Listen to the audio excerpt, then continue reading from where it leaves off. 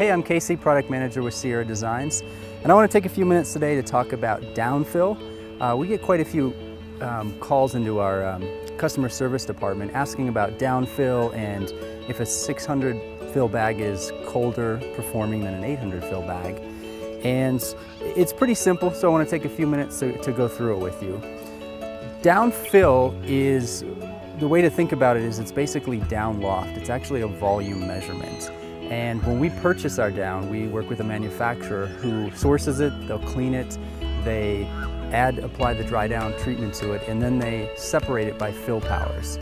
That down then is sent to an independent laboratory where the down fill is actually tested, and that's going to tell you whether you have a 600, 700, or 800 fill down. So the way that it works, you would take your down sample, regardless of the fill power. That down has already been set aside for 5 days so that it dries completely. It's put into this container. It is going to compress that down. And so that measurement right there is somewhere around 800 to 825 cubic inches of down. Okay, so that's the volume measurement. And for the sleeping bags that you're buying, that's also an 800 and 825 fill bag. Now, if you have a 600 fill down, it's going to be the same system. You're going to put in 1 ounce of down. It's going to compress down to this 600 level.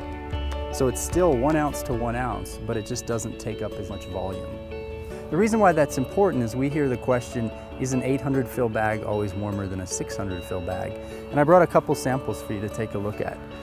So right here what I have is I have a Mobile Mummy 800 and I have a Mobile Mummy 600. Both of these bags have been EN tested and they have the same temperature rating.